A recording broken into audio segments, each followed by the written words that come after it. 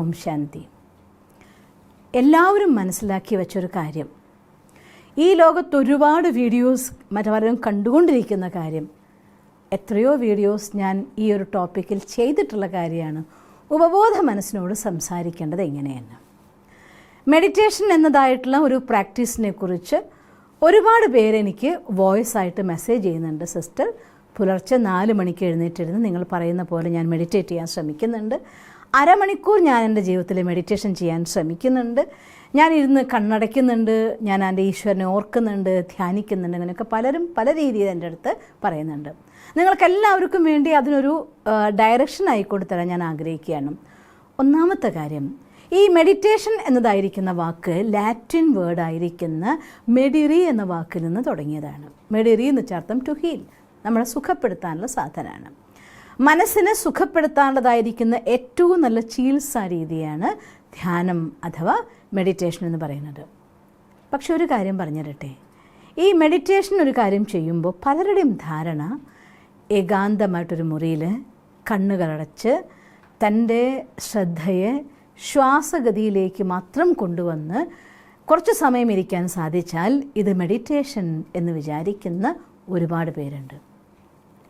അതിലൂടെ നിങ്ങൾക്ക് ശാന്തി കിട്ടില്ല എന്നൊന്നും ഞാൻ പറയില്ല കേട്ടോ.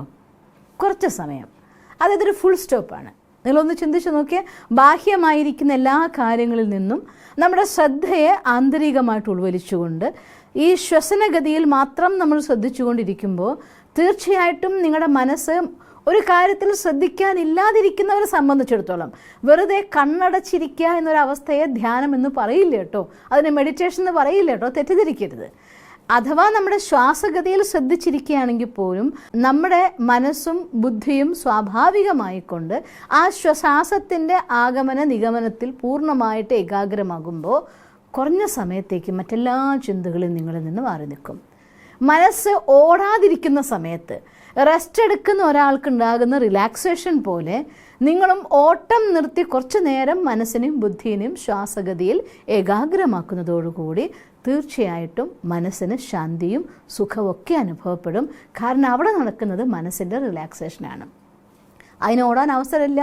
ഇതകത്തേക്കും പുറയ്ക്കും പോകുന്നതിന് മുഴുവൻ ശ്രദ്ധിച്ചുകൊണ്ടിരിക്കുകയല്ലേ. അതൊരു നല്ല കാര്യമാണ്, നല്ല പറയുന്നത്. അതൊരു പ്രാക്ടീസ് തുടങ്ങാൻ വേണ്ടിക്കൊണ്ട് മനസ്സിനെയും ബുദ്ധിനെയും ഏകാഗ്രമാക്കാൻ വേണ്ടിക്കൊണ്ട് അതേറെ നിങ്ങളെ സഹായിക്കും.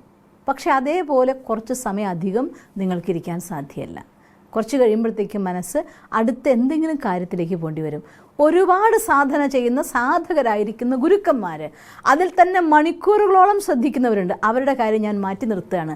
അവർക്ക് പറ്റില്ലെന്നൊന്നുമില്ല കേട്ടോ ഞാൻ പറയുന്നത്. അവരൊക്കെ ഞാൻ എൻ്റെ ഹൃദയത്തിൽ നിന്നുള്ള പൂർണ്ണ ആദരവോടുകൂടി തന്നെ മാറ്റി നിർത്തി സാധാരണ ജീവിതത്തിലിരിക്കുന്ന സാധാരണ മനുഷ്യന്മാരെ സംബന്ധിച്ചിടത്തോളം ഈ ഒരു ഏകാഗ്രത ഒരുപാട് സമയം നിലനിർത്താൻ അവർക്ക് സാധ്യമല്ല. അപ്പോഴത്തേക്കും മനസ്സ് മറ്റെന്തെങ്കിലും ചിന്തകളിലേക്ക് യാത്ര തുടങ്ങി വയ്ക്കും. അതുകൊണ്ട് മെഡിറ്റേഷൻ ചെയ്യണമെന്നുണ്ടെങ്കിൽ നിങ്ങൾക്ക് ട്രെയിനിങ് വളരെ ആവശ്യമായിരിക്കുന്നൊരു ഘടകമാണ്. ഞാൻ പറയട്ടെ, എന്തുകൊണ്ടാണ് ഈശ്വരീയ വിശ്വവിദ്യാലയത്തിൽ ലോകത്തെല്ലായിടത്തുമായിക്കൊണ്ട് എല്ലാ ജില്ലകളും, നമ്മുടെ കേരളത്തിലെ എല്ലാ ജില്ലയിലും ഉണ്ട്, നമ്മുടെ കോഴിക്കോട് തന്നെ 20-ലധികം ബ്രാഞ്ചസ് ഉണ്ട്. ഇതേപോലെ തന്നെ എല്ലാ സ്ഥലങ്ങളിലും ഇഷ്ടം പോലെ ബ്രാഞ്ചസ് ഉണ്ടാവും. അങ്ങനെയുള്ളതായിരിക്കുന്ന തൊട്ടടുത്ത ബ്രാഞ്ചിൽ പോയിക്കൊണ്ട് ഒരു ഫീസും ഇല്ലാതെ 7 ദിവസം നിങ്ങൾക്ക് സുഖമായി പഠിക്കാൻ പറ്റുന്നതായിട്ടുള്ള ഒരു രീതിയാണ് പ്രജാപിത ബ്രഹ്മകുമാരീസ് ഈശ്വരീയ വിശ്വവിദ്യാലയത്തിൽ സ്വയം ഭഗവാൻ ടീച്ചറായിക്കൊണ്ട് പഠിപ്പിക്കുന്നതായിരിക്കുന്ന മെഡിറ്റേഷൻ. ആ മെഡിറ്റേഷൻ ചെയ്യുമ്പോൾ എന്താണ് സംഭവിക്കുന്നതെന്ന് അറിയും. ആദ്യത്തെ സ്റ്റെപ്പിൽ നമ്മൾ സെൽഫ് റിയലൈസേഷൻ ചെയ്യും. ഞാൻ ആരാണ് എന്നതായിരിക്കുന്ന നമ്മുടെ ആന്തരിക ഊർജ്ജത്തെ, ആത്മാവിനെ, അതിൻ്റെ എല്ലാ വിധത്തിലുള്ള അർത്ഥ തലങ്ങളോട് കൂടിക്കൊണ്ട് മനസ്സെന്ത്, ബുദ്ധി എന്ത്, സംസ്കാരം എന്താണ്, നമ്മുടെ ഉള്ളിൻ്റെ ഉള്ളിൽ എങ്ങനെയാണ് ആക്ടിവിറ്റീസ് നടക്കുന്നത്, എന്തുകൊണ്ടാണ് ടെൻഷൻ കൂടുമ്പോൾ ഷുഗർ കൂടുന്നത്, എന്തുകൊണ്ടാണ് ടെൻഷൻ കൂടുമ്പോൾ പ്രഷർ കൂടുന്നത്, എങ്ങനെയാണ് ശരീരത്തിൽ സൈക്കോസമാറ്റിക് ഡിസീസസ് വരുന്നത്, ഇതിൻ്റെയൊക്കെ ഒരു ക്ലിയർ പിക്ചറോട് കൂടിക്കൊണ്ട് എൻ്റെ മനസ്സ് എന്ത് ചിന്തിക്കുന്നു, എൻ്റെ പ്രവർത്തനങ്ങളിൽ അതെന്ത് സ്വാധീനം ചെലുത്തുന്നു, എൻ്റെ ആരോഗ്യത്തിൽ അതെന്ത് മാത്രം പ്രഭാവം ഉണ്ടാക്കുന്നു, ഈ എല്ലാ കാര്യങ്ങൾക്കും ഒരു ചിത്രം കൊടുത്തുകൊണ്ട് ഒരു ക്ലിയർ പിക്ചറാണ് നിങ്ങൾക്ക് ഞാൻ ആര് എന്നതായിരിക്കുന്ന ആൻസറിൽ കിട്ടുക. മറ്റൊന്ന് ഭഗവാനുമായിട്ടുള്ള കണക്ഷൻ. ഈശ്വരൻ ആരെന്നുള്ള റിയലൈസേഷനോട് കൂടിയിട്ട് നമുക്കറിയാലോ, 2 വയറെടുത്ത് 2ൻ്റെയും പ്ലാസ്റ്റിക് ഇൻസുലേഷൻ കളഞ്ഞിട്ട് ചെമ്പ് കമ്പികൾ കൂട്ടിക്കെട്ടി ആ കണക്ഷൻ നമ്മുടെ പവർ ഹൗസ് ആയിട്ടുണ്ടെങ്കിൽ മാത്രമാണ് നമുക്ക് കറണ്ട് കിട്ടുന്നത്. അപ്പോൾ പവർ ഹൗസ് ആയിട്ട് കണക്റ്റഡ് ആവാൻ സ്വയം അറിഞ്ഞ് ഭഗവാനെ അറിഞ്ഞുകൊണ്ട് ആ സങ്കല്പമാകുന്ന ഊർജം കൊണ്ട് കണക്റ്റഡ് ആവുമ്പോഴാണ് മെഡിറ്റേഷൻ അഥവാ ധ്യാനത്തിൻ്റെ പരമോന്നതമായിരിക്കുന്ന അനുഭൂതി നമുക്ക് ചെയ്യാൻ സാധിക്കുന്നത്. ഇവിടെ റിലാക്സേഷൻ മാത്രമല്ല, ചാർജിങ് പ്രോസസ്സാണ്. നമുക്ക് നമ്മുടെ ബാറ്ററീനെ റീചാർജ് ചെയ്യാൻ വേണ്ടിക്കൊണ്ട് അതിൻ്റെ ചാർജറിൽ കണക്ട് ചെയ്ത് സ്വിച്ച് ഓൺ ചെയ്ത് പവർ ഹൗസ് ആയിട്ട് കണക്റ്റഡ് ആകുമ്പോൾ മൊബൈൽ മൊബൈൽ ചാർജ് ആയ ശേഷം നിങ്ങൾക്ക് വേണമെങ്കിൽ വീഡിയോ കാണാം, അല്ലെങ്കിൽ പാട്ട് കേൾക്കാം, കോൾ ചെയ്യാം, വാട്സപ്പ് ചെയ്യാം, കാൽക്കുലേറ്റ് ചെയ്യാം, എന്തും നമുക്ക് ചെയ്യാം. ഒരുപാട് ഓപ്ഷൻസ് ഉണ്ട് ഒരു മൊബൈലിനുള്ളിൽ ഈ കാലഘട്ടത്തിലെ സ്മാർട്ട് ഫോൺസ് എസ്പെഷ്യലി. പക്ഷേ അതിൽ ചാർജ് ഇല്ലാത്തിടത്തോളം കാലം അത് വെറും ഒരു സാധനം, ഒരു വസ്തു മാത്രമാണ്. അതുപോലെ നമ്മുടെ ഉള്ളിൽ ആ പവർ ഹൗസ് ആയിട്ടുള്ള കണക്ഷനിലൂടെ കറണ്ട് റിസീവ് ചെയ്യുന്ന മാത്രയിൽ നിങ്ങളുടെ കർമ്മപഥം ഏതും ആവട്ടെ, എൻജിനീയറിംഗ് ആവാം, ഡോക്ടറിങ് ആവാം, കുക്കിംഗ് ആവാം, ക്ലീനിങ് ആവാം, സോഫ്റ്റ്വെയർ ആവാം, സിംഗിങ് ആവാം, ഫീൽഡ് എന്തുമാകാം. പക്ഷേ ആ ഊർജം നിറച്ചാൽ നിങ്ങൾക്ക് നിങ്ങളുടെ ഫീൽഡിൽ ഏറ്റവും ബെസ്റ്റായിട്ട് പ്രൊഡ്യൂസ് ചെയ്യാൻ സാധിക്കും. എന്തുകൊണ്ട് ഊർജം നിറയ്ക്കുമ്പോൾ ബെസ്റ്റായിട്ട് പ്രൊഡ്യൂസ് ചെയ്യാൻ സാധിക്കുന്നു? നമ്മുടെ സബ് കോൺഷ്യസ് മൈൻഡിൻ്റെ ഉള്ളിൽ ഒരുപാട് ഫീലിങ്സിൻ്റെ റെക്കോർഡ്സ് നിറച്ചു വെച്ചിട്ടുണ്ട്. സംസ്കാരത്തിനുള്ളിൽ നിന്ന് പറയാം, അല്ലെങ്കിൽ സബ് കോൺഷ്യസ് മൈൻഡിനുള്ളിൽ നിന്ന് പറയാം. ഈ സബ് കോൺഷ്യസിൻ്റെ ഉള്ളിൽ നിറച്ചു വെച്ചിരിക്കുന്നതായിരിക്കുന്ന സാധനങ്ങളാണ് നമ്മുടെ വൈബ്രേഷൻ പ്രൊഡ്യൂസ് ചെയ്യുന്നത്. ഈ വൈബ്രേഷൻ സബ് കോൺഷ്യസ് മൈൻഡിൻ്റെ ക്ലീനിങ് നടക്കാത്തിടത്തോളം നിങ്ങൾ ബാഹ്യമായിക്കൊണ്ട് പല കോഴ്സ് പഠിക്കുന്നു, പല കാര്യങ്ങൾ വായിക്കുന്നു, പലതും കേൾക്കുന്നു. പലരും വീഡിയോ കാണുമ്പോൾ പറയാറില്ലേ, സിസ്റ്റർ വീഡിയോ കാണുമ്പോൾ ഊർജ്ജം കിട്ടുന്നു, ഉന്മേഷം കിട്ടുന്നു, അത് ചെയ്യുന്നു. കുറച്ച് കഴിഞ്ഞ് കഴിഞ്ഞാൽ ആ ഊർജ്ജം അങ്ങ് പോവുകയാണ്. എന്താ അതിൻ്റെ കാരണം?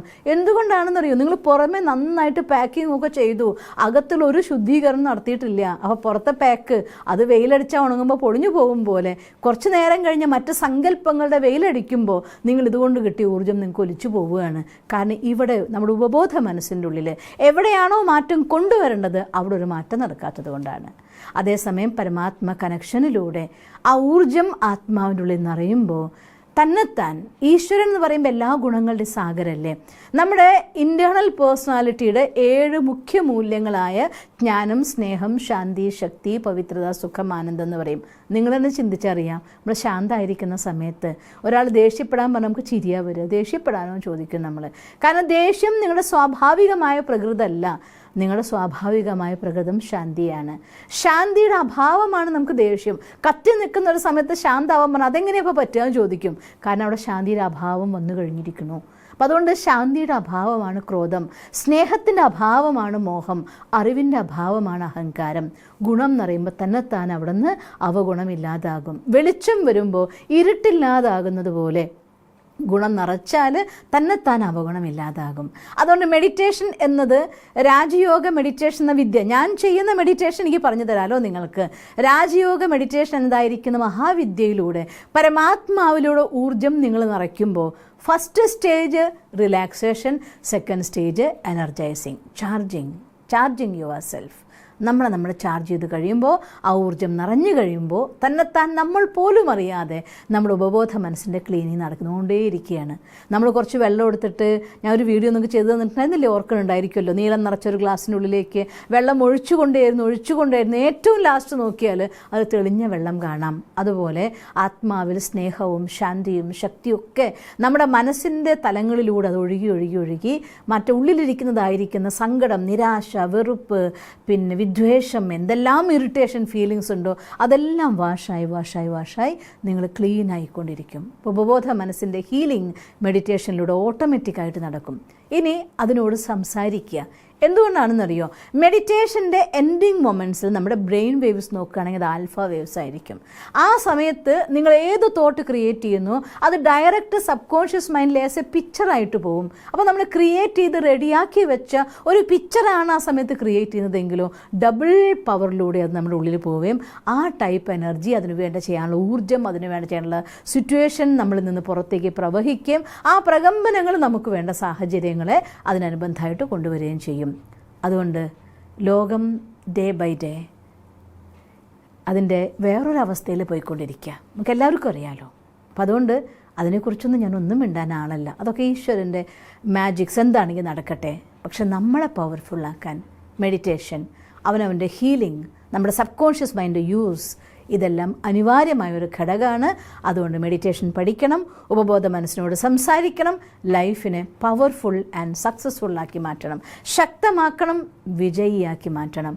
നിങ്ങൾക്കങ്ങനെ സാധിക്കട്ടെ എന്ന് സർവശക്തനായ ഭഗവാനോട് പ്രാർത്ഥിക്കുന്നു. ഓം ശാന്തി.